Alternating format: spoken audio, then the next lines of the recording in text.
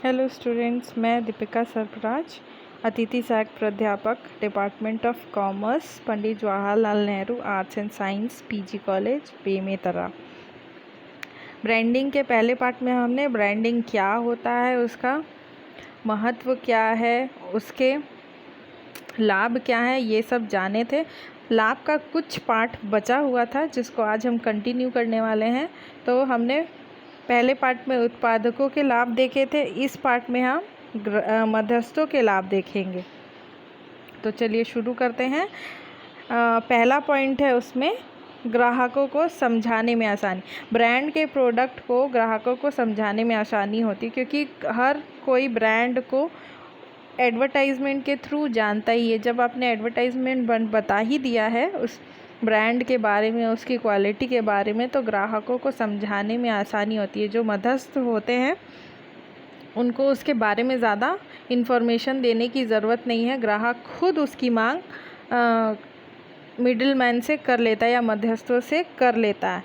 दूसरा है कम जोखिम। इसमें जोखिम कम होता है, क्योंकि अगर आपके ब्रांड के कपड़े में या फिर कोई भी ब्रांड के सामान में अगर प्राइस का कम ज़्यादा हो, मूल्य में उतार चढ़ाव हो या कुछ चेंजेस हो, तो उतना इफ़ेक्ट नहीं पड़ता है कंज्यूमर में, ना ही मध्यस्थ को। क्योंकि भाई जो ब्रांड का सामान है वो ऑलरेडी कस्टमर पहले से यूज़ करते आ रहा है और वो उस चीज़ के लिए आदी है, तो वो उस चीज़ का तुलना नहीं करेगा कि प्राइस कम है ज़्यादा है। उनको जैसे मिल रहा है वो उस सामान को खरीदते हैं, क्रय करते हैं और यूज़ करते हैं।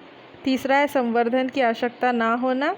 No need of promotion. Brand को अलग से और प्रमोशन की ज़रूरत नहीं, वो ऑलरेडी एक ब्रांड है, ट्रेडमार्क है भाई, जो ऑलरेडी स्टैंडर्ड मेंटेन कर चुका है, एक अपना अस्तित्व बना चुका है, तो उसको बार बार और प्रमोशन की ज़रूरत नहीं पड़ती है।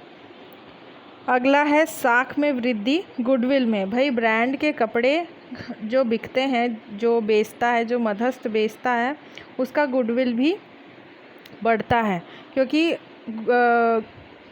ब्रांड के कपड़े हर कोई नहीं रखता है, क्योंकि ज़रूरी नहीं है कि हर मध्यस्थ रखे, हर रिटेलर, हर होलसेलर के पास वो प्रोडक्ट मिले या ब्रांड का सामान मिले। कुछ ही जो होते हैं जिनके वो कस्टमर्स होते हैं या उपभोक्ता होते हैं, जो ब्रांड के कपड़े की डिमांड, ब्रांड के सामानों की या वस्तुओं की डिमांड करते हैं, वही वहाँ वो उसी शॉप में जाएंगे या उसी मध्यस्थ के पास जाएंगे जहाँ पे वो उनको मिल जाता है।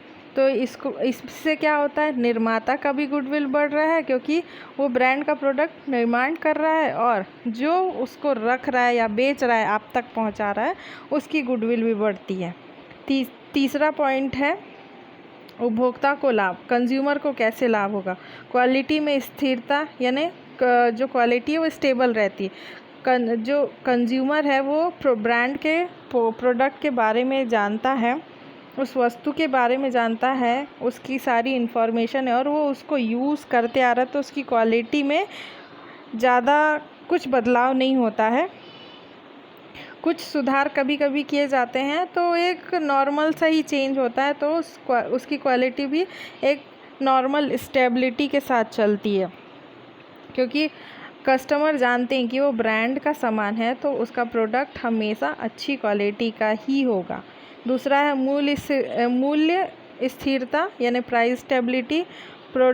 ब्रांड के प्रोडक्ट का जो मूल्य है वो भी ज़्यादा फ्लक्चुएट नहीं होता है। जो भी होता है प्रोडक्ट निर्माता जो हैं वो डिसाइड करते हैं, उसी प्रोडक्ट प्राइस में जो मध्यस्थ हैं वो आप तक पहुंचाते हैं। ब्रांड का सामान है, क्वालिटी वाला है, तो हर कोई तैयार होता है उसको ख़रीदने में, क्रय करने में। तो उतना तकलीफ़ कंज्यूमर को भी नहीं होता, उपभोक्ता को भी नहीं होता कि प्राइस कम हो ज़्यादा हो, वो उसको ज़रूर ख़रीदते हैं। गारंटी, भाई आपने पहले ही पॉइंट में जाना, क्वालिटी। भाई ब्रांड का सामान है तो हर कोई जानता है ब्रांड के सामान को कि उसकी क्वालिटी अच्छी होगी। वो गारंटी के साथ कह सकते हैं कि उसकी क्वालिटी में कोई फ़र्क नहीं है, कोई मिलावटी नहीं है। जो वस्तु है वो अच्छी क्वालिटी की उनको मिलेगी, क्योंकि वो ब्रांड है, उसमें ब्रांड का टैग लगा है। आखिरी है सुगम पहचान, इजी आइडेंटिफिकेशन। ब्रांड के कपड़े को पहचानना बहुत आसान होता है, क्योंकि उसमें ब्रांड का टैग लगा होता है या फिर उसकी क्वालिटी आपको बता देगी कि ये ब्रांड का कपड़ा है। तो अब नेक्स्ट मेन पॉइंट है ब्रांड का वर्गीकरण, यानी क्लासिफिकेशन ऑफ ब्रांड। ब्रांड के 4 प्रकार हैं: स्वामित्व के आधार पर, बाजार क्षेत्र के आधार पर, वस्तु की संख्या के आधार पर और प्रयोग के आधार पर। तो चलिए स्टार्ट करते हैं। पहला है स्वामित्व के आधार पर। स्वामित्व के आधार पर भी 2 टाइप्स हैं, 2 सब पॉइंट है: निर्माता का ब्रांड और मध्यस्थों का ब्रांड। तो पहला है निर्माताओं का ब्रांड। निर्माता द्वारा प्रयोग किया जाने वाला ब्रांड नाम या ब्रांड जो निर्माता यूज़ करते हैं वो क्या है, निर्माता ब्रांड कहलाता है। जैसे कि आप देखेंगे एसीसी कंपनी द्वारा निर्मित सीमेंट पर एसीसी की छाप होती है। फिलिप्स कंपनी के द्वारा निर्मित जो भी प्रोडक्ट होता है उसमें फिलिप्स ब्रांड का नाम होता है। वीवो, ओप्पो सब में उसकी छाप या कुछ भी मोनो बना होता है। तो वो एक तरह से क्या है, जो निर्माता उसको बना रहा है उसने उसमें अपना ब्रांड दिया है। जब एक निर्माता द्वारा निर्मित सभी उत्पादक एक छाप होते हैं और उस उत्पादन उसी एक ब्रांड के नाम से संपूर्ण देश में बेचा जाता है, तो उसको क्या कहते हैं, राष्ट्रीय ब्रांड भी कहते हैं। कि उस ब्रांड से हर जगह बिक रहा है। जैसे सैमसंग का फ़ोन हो गया, ओप्पो का फ़ोन हो गया, या फिर सैमसंग का कोई भी प्रोडक्ट हो, वो ऑल ओवर इंडिया उसी नाम से बेचा जाता है।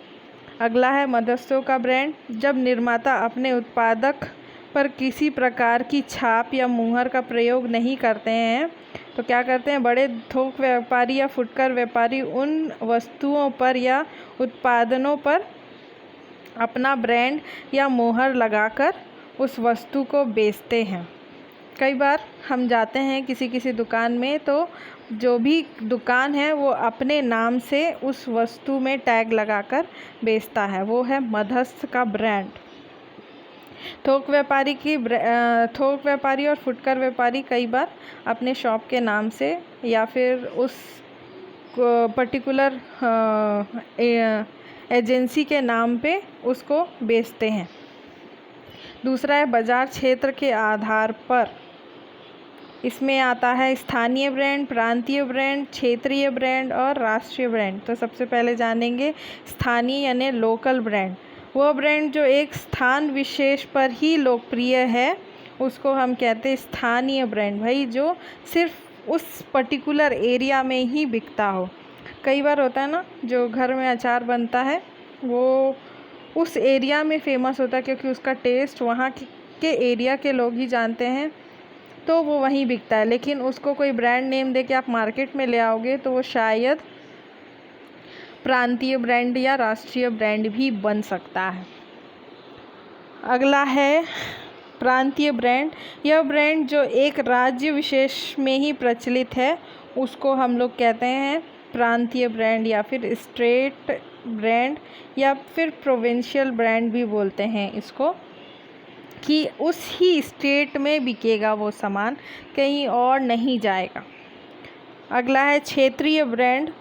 जब एक निर्माता राष्ट्र को अपने विक्रेता के लिए कई क्षेत्र में बांट लेता है और प्रत्येक क्षेत्र में नए नए ब्रांड का प्रयोग करता है, उसको हम कहते हैं क्षेत्रीय ब्रांड या रीजनल ब्रांड।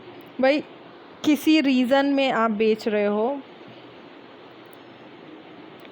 किसी राष्ट्र को बेच रहे हो या पर्टिकुलर कुछ ही जगह ही आप बेच रहे हो, सब जगह उस प्रोडक्ट को नहीं बेच रहे हो, तो वो कहलाता है क्षेत्रीय ब्रांड। राष्ट्रीय ब्रांड यानी नेशनल ब्रांड, वो ब्रांड जो निर्माता ब्रांड भी कहलाता है। जब एक निर्माता संपूर्ण देश में केवल एक ही ब्रांड का, फॉर एग्ज़ाम्पल हमारे जितने भी इलेक्ट्रॉनिक सामान हैं वो पूरे विश्व में एक ही नाम से बिकते हैं, अलग अलग नाम से नहीं बिकते हैं। तीसरा है वस्तु की संख्या के आधार पर। पहला है पारिवारिक ब्रांड और दूसरा है व्यक्तिगत ब्रांड। पारिवारिक ब्रांड में जब एक निर्माता अपनी सभी प्रकार की वस्तुओं की ब्रांड जिनका वह निर्माण करता है एक ही रखता है, तो ऐसे ब्रांड को पारिवारिक ब्रांड कहते हैं। जैसे कि सैमसंग का जो प्रोडक्ट है वो पूरा पारिवारिक है, उसके हर प्रोडक्ट में सैमसंग का मोनो लगा होता है, सैमसंग का ब्रांड। सैमसंग का टीवी, सैमसंग का फ़ोन, सैमसंग का वॉशिंग मशीन, सैमसंग का एसी।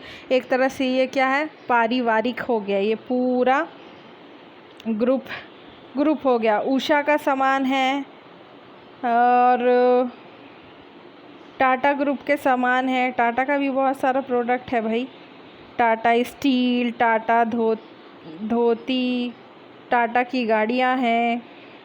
तो ये सब क्या हुआ, पारिवारिक की एक ही परिवार के हैं, बस उसका प्रोडक्ट अलग अलग है लेकिन प्रोडक्ट का नाम, ब्रांड जो है एक ही है।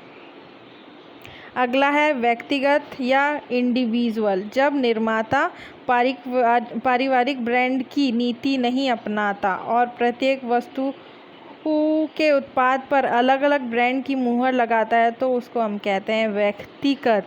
इस प्रकार की अन्य कंपनियां भी विभिन्न प्रकार की वस्तुओं को पृथक पृथक ब्रांडों के नाम से बेचती है।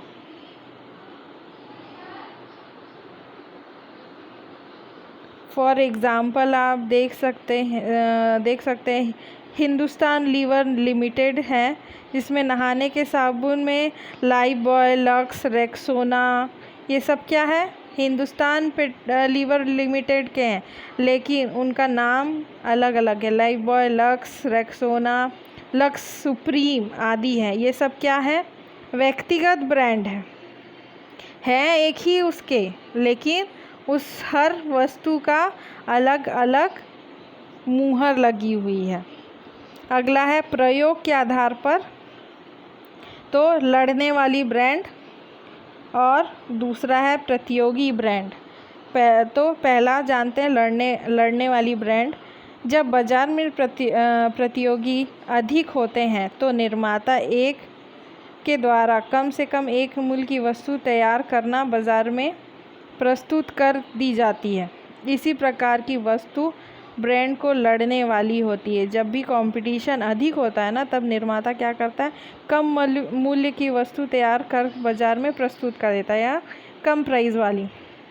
जैसे कई बार आप देखते होंगे फ़ोन के ही, आजकल फ़ोन बहुत इम्पोर्टेंट है, आप जानते हैं फ़ोन एक ऐसा वस्तु है हमारे लिए, लेकिन इसमें भी आप देखेंगे कई ब्रांड के प्रोडक्ट हैं, उसमें कुछ रीज़नेबल प्राइस के हैं, कुछ मिडिल रीज़नेबल हैं और कुछ हायर हैं। एप्पल का फ़ोन हर कोई अफोर्ड नहीं कर सकता है, उसी के जगह MI आ गया या ओप्पो आ गया, वीवो आ गया, ये थोड़े से लोअर में आ जाते हैं। तो इसमें भी वैरायटी है। तो एक तरह से क्या है, लड़ने वाला ब्रांड है ये, कि आप कंपटीशन कर रहे हो दूसरे से। दूसरा है प्रतियोगी ब्रांड या कॉम्पिटिटिव ब्रांड। जब एक निर्माता की वस्तु की प्रतियोगिता अन्य निर्माताओं की वस्तुओं से होती और उन सभी निर्माताओं की वस्तुओं के आकार, प्रकार, गुण, मूल्य आदि में कोई अंतर नहीं होता है, तो इस प्रकार की ब्रांड को हम प्रतियोगी ब्रांड कहते हैं। जैसे कपड़े धोने वाले साबुन, सर्फ, निरमा, एरियल, ये सारे ब्रांड ऐसे हैं जिनका प्राइस लगभग मिलता जुलता है, उनका फीचर एक जैसा है, क्वालिटी में हल्का फुल्का डिफरेंट है, लेकिन सब मिलता जुलता है। तो ये क्या है, कंपटीशन ब्रांड है, एक तरह से एक दूसरे को टक्कर देने वाला। तो थैंक यू, ब्रांडिंग का ये पार्ट ख़त्म हुआ। Be healthy, be safe, mistakes के लिए सॉरी।